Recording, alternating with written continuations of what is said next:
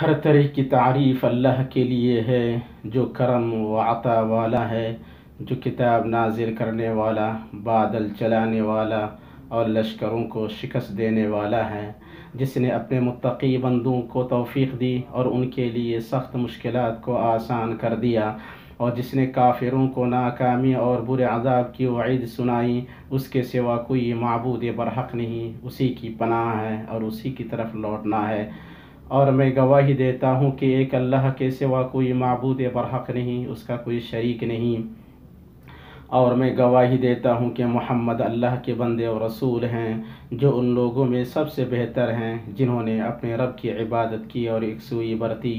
آپ نے اپنی امت کو ہدایت، رحمت اور درستی کی طرف دعوت دی۔ اللہ نے آپ سے مکر کرنے والوں کا مکر پھیر دیا اور ان کے مکر و چال کو تباہ کر دیا۔ اللہ کا درود و سلام ہو آپ پر، آپ کے اہل خانہ پر، آپ کی بیویوں اور اصحاب پر، ان لوگوں پر جو تا قیامت ان کے طریقے پر چلے اور ان کی پیروی کریں اور بہت زیادہ سلامتی نازل فرمائے۔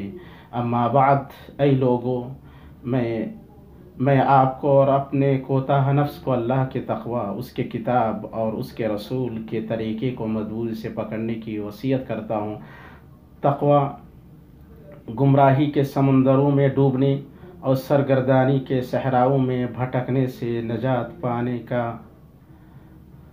تقوی گمراہی کے سمندروں میں ڈوبنے اور سرگردانی کے صحراؤں میں بھٹکنے سے نجات پانے کا وسیلہ ہے۔ اللہ کا فرمان ہے، یاد رکھو اللہ کے دوستوں پر نہ کوئی اندیشہ ہے اور نہ وہ غمگین ہوتے ہیں۔ یہ وہ لوگ ہیں جو ایمان لائے اور برائیوں سے پرہیز رکھتے ہیں۔ اللہ کے بندو، تمام عقل مند اس بات پر متفق ہیں کہ جیسے جسموں کی بیماریاں ہوتی ہیں ویسے اخلاق کی بیماریاں بھی ہوتی ہیں، اور اس بات پر بھی متفق ہیں کہ اخلاق کی بعض بیماریاں جسموں کی بیماریوں سے زیادہ خطرناک اور برے اثر والی ہیں، اور کوئی بندہ کبھی بھی حسد کی بیماری جیسی کسی اخلاقی بیماری میں مبتلا نہیں ہوا جو اس کے دل کو بری طرح تباہ کر دے، اسے کینہ پر برانگیختہ کرے اور اس کے دل کی آگ کو بھڑکائے۔ یہ ایک گھٹیا بیماری ہے، یہ ایک گھٹیا بیماری ہے جو اس میں مبتلا شخص کے ایمان کو کمزور کر دیتی ہے اور اسے تنگ زندگی بسر کرنے پر مجبور کر دیتی ہے، کیونکہ وہ اپنے نفس میں اس بندے کے تئیں حسد محسوس کرتا ہے جسے اللہ نے اپنی عظیم نعمتوں میں سے کسی نعمت اور اپنے وسیع احسانات میں کسی احسان سے نوازا ہے، اور جس کا حال یہ ہو اس کا وقت اس حالت میں ضائع ہو جاتا ہے کہ وہ اپنی نگاہیں ان چیزوں کی طرف دوڑاتا رہتا ہے جنہیں اللہ نے مختلف لوگوں کو آرائش دنیا کی دے رکھی ہے، سو وہ ادھر ادھر توجہ دینے اور دیکھنے میں اپنی نظر کو تھکاتا رہتا ہے، اور اس کا دل ان لوگوں کی نعمتوں کے زوال کی تمنا کرنے میں مشغول رہتا ہے۔ اور جب انسان کا دل و نظر اللہ کی طاعت کے علاوہ دوسری چیز میں مشغول ہو جائے تو وہ ایسے تھکا ہارے مسافر کی طرح ہو جاتا ہے جو نہ کوئی زمین طے کر پایا اور نہ کوئی سواری باقی چھوڑی، اور اے اللہ کی قسم، کھلا نقصان ہے۔ اللہ کے بندو، اہل اختصاص نے حسد کی جو تعریفیں کی ہیں ان میں جامع ترین تعریف یہ ہے کہ حسد وہ نفسیاتی احساس ہے جو دوسرے میں کسی نعمت کو پسند کرنے اور اس سے اس کے زوال کی تمنا سے مرکب ہو۔ وجہ وہ غیرت ہے جو دوسرے کے اس حالت سے مختص ہونے یا حسد کرنے والے کو جو نعمت حاصل ہے اس میں اس کے شریک ہونے پر ہو۔ غالباً انسان کا حسد قرابت داروں اور اپنے گرد لوگوں سے ہوتا ہے، کیونکہ یہ اس نیت کے ساتھ مخصوص ہے کہ وہ ہمیشہ اس سے کمتر رہیں، برتر نہیں۔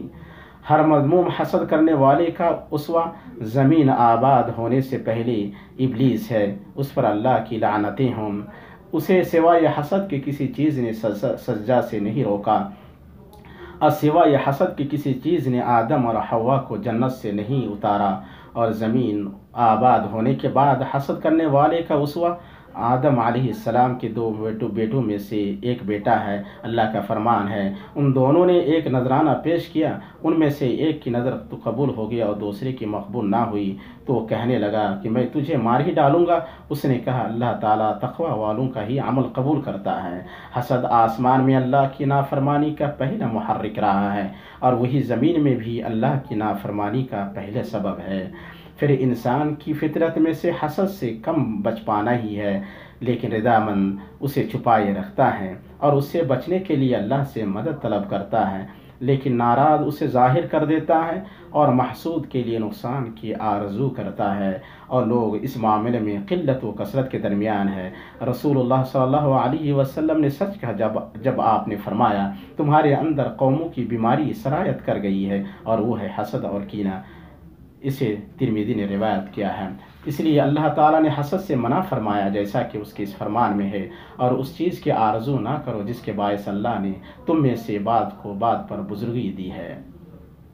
بعض سلف نے اس کی تفسیر حسد سے کی ہے، اور وہ ہے آدمی کا اسی نعمت کی آرزو کرنا جسے اللہ نے اس کے بھائی کو عطا کیا ہے تاکہ وہ نعمت اس کی طرف منتقل ہو جائے۔ یہ اللہ کی ارادہ، حکمت اور عدل پر اعتراض ہے۔ اللہ سبحانہ کا فرمان ہے، یہ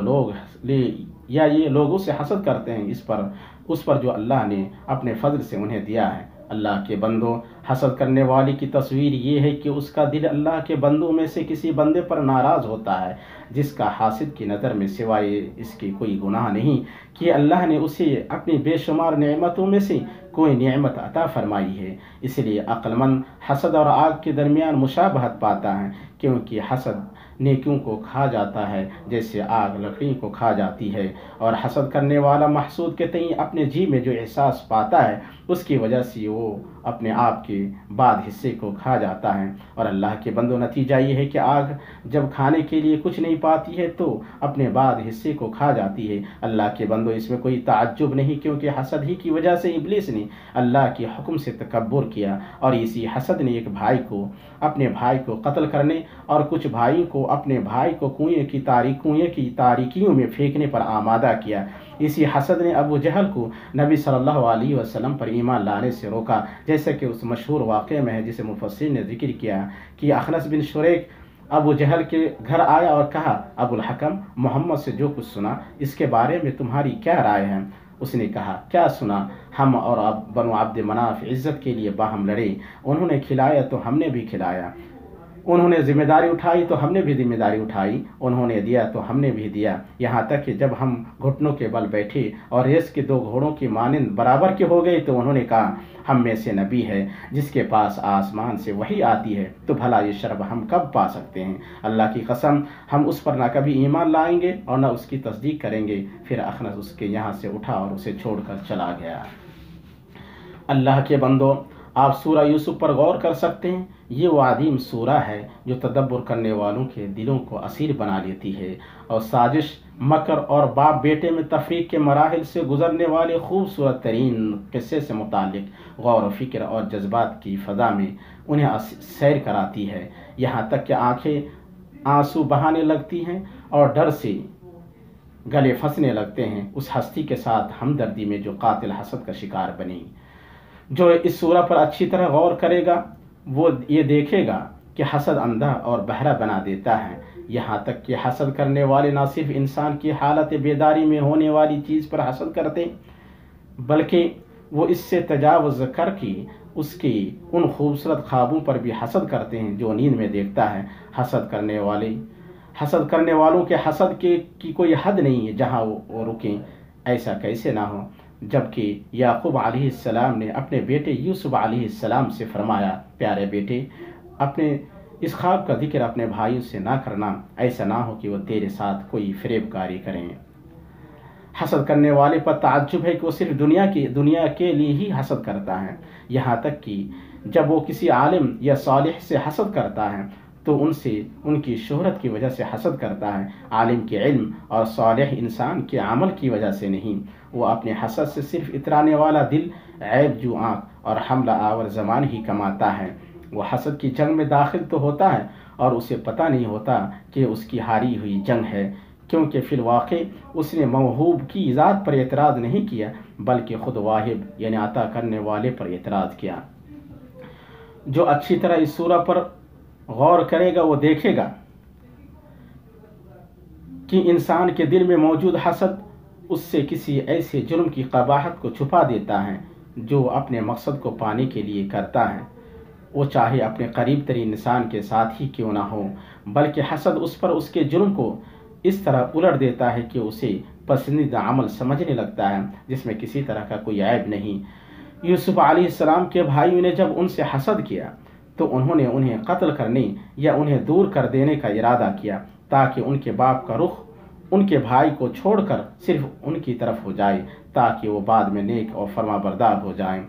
अल्लाह का फरमान है, तुम यूसुफ को मार ही डालो या उसे किसी नामालूम जगह फेंक दो कि तुम्हारे वालिद का रुख सिर्फ तुम्हारी तरफ ही हो जाए, इसके बाद तुम नेक हो जाना।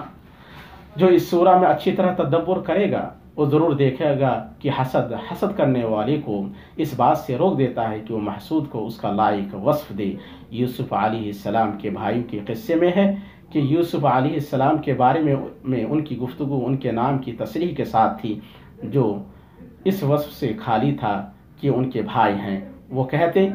तुम यूसुफ को तो मार ही डालो या उसे किसी नामालूम जगह फेंक दो। वो कहा करते, यूसुफ और उसका भाई बनिस्बत हमारे बाप को ज़्यादा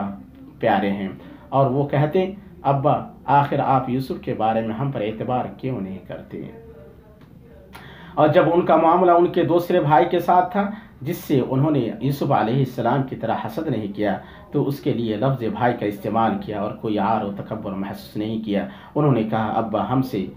तो अल्लाह का नाप रोक लिया गया, अब आप हमारे साथ हमारे भाई को भेजिए कि हम पैमाना भर कर लाएँ। यह हसद है जो बगैर छुरी के ज़बह करने वाला, बगैर ईंधन के जलाने वाला और बगैर पानी के डुबाने वाला है। अल्लाह हमें और आपको इसकी आफतों से बचाए और हर शर वाले के शर से हमें पनाह दे।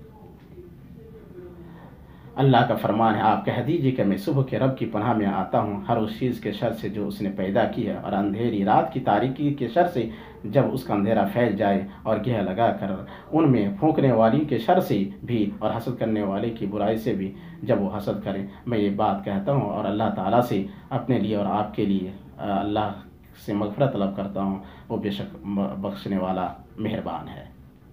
अल्लाह के लिए बहुत पाकीज़ा बाबरकत तारीफ़ है, जैसे हमारा रब पसंद करता है उससे राज़ी होता है। और मैं दुरूद व सलाम पढ़ता हूँ उसके बंदा और रसूल मुस्तफ़ा पर। अम्मा बाद, अल्लाह के बंदो अल्लाह से डरें और जान ले कि कभी भी किसी इंसान के दिल में सआदत और हसद इकट्ठा नहीं हो सकती, क्योंकि अल्लाह से रज़ामंदी सआदत है और हसद रज़ामंदी का दुश्मन है। चुनांचे इसमें कोई ताज्जुब नहीं कि महसूद सूरज की तरह है जिसके ज़ाइल होने की तमन्ना सिर्फ आशुब चश्म वाला ही करता है। अगर हसद करने वाला महसूद से हवा को रोक सके तो रोक दे, मगर हसद इंसाफ करने वाली ऐसी बीमारी है जो हसद करने वाले के साथ वही करती है जो महसूद के साथ करती है, और हसद करने वाले के लिए ही काफ़ी है कि वो उस वक्त गमज़दा होता है जब दूसरे लोग खुश होते हैं। इसलिए ऐ अल्लाह के बंदो, ज़रूरी है कि महसूद अपने आप को हासिदीन के घूंसे खाने के लिए तैयार कर ली, क्योंकि उसके अक्ल की आज़मत उसके लिए हासिदीन पैदा करेगी और उसके दिल की आज़मत उसके लिए दोस्त पैदा करेगी। अल्लाह के बंदो, हसद का नतीजा ये है कि कोई भी हसद करने वाला 5 सज़ाएँ ज़रूर पाता है कबल इसके कि उसका हसद महसूद तक पहुँचे। अपने रब की नाराज़गी, दिल को दागने वाला गम, मुसीबत जिस पर कोई अजर नहीं, मजम्मत जिसकी उसे आर दिलाई जाए, और उसके सामने सआदत का बंद दरवाज़ा। चूँकि मज़मूम हसद मौत है, इसलिए महमूद हसद ज़िंदगी है।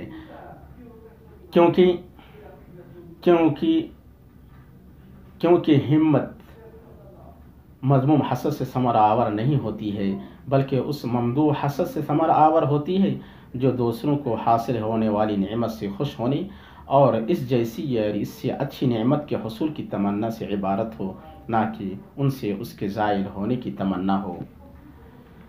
चुनांचे वो तमन्ना करता है कि वो महसूद के मकाम तक पहुँचे, ना ये कि महसूद उसके मकाम तक उतर आए। और यहीं महमूद हसद और मज़मूम हसद के दरमियान फ़र्क पोशीदा है, और उसकी तौफीक उसी साफ दिल वाले को मिलती है जिसमें ना कीना हो और ना हसद। यह अल्लाह का फ़ضل है, जिसे वो चाहता है अता करता है, और अल्लाह बड़ा फ़ضل वाला है। आप सल्लल्लाहु अलैहि वसल्लम ने फरमाया, 2 चीज़ों के सिवा किसी में हसद नहीं, एक वो आदमी जिसे अल्लाह ने माल अता फरमाया और उसे राय हक़ में खर्च करने पर कादिर बनाया, और दूसरा वो आदमी जिसे अल्लाह ने हिकमत व इल्म से नवाजा और उसके ज़रिए फ़ैसला करता है और उसकी तालीम देता है।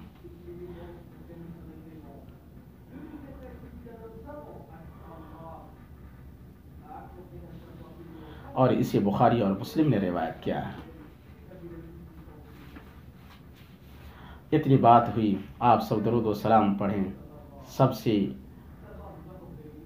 سے بہتر مخلوق پر اللہ تعالیٰ نے آپ کو اس کا حکم دیا ہے۔ اللہ نے اپنے آپ سے شروع کیا اور پھر فرشتوں سے، پھر آپ کو حکم دیا، اے اللہ کے بندو، اللہ اس کے رسول، اللہ اس کے فرشتے نبی پر درود بھیجتے ہیں، اے مومنو تم بھی اس پر درود بھیجو اور خوب سلام بھی پڑھتے رہو۔ اے اللہ تو ان پر درود و سلام نازل فرما، اے اللہ تو راضی ہو جا خلفاء راشدین سے، ابو بکر، عمر، عثمان اور علی سے، اور تمام صحابہ کرام سے اور تابعین سے، اور ہم سے بھی ان کے ساتھ،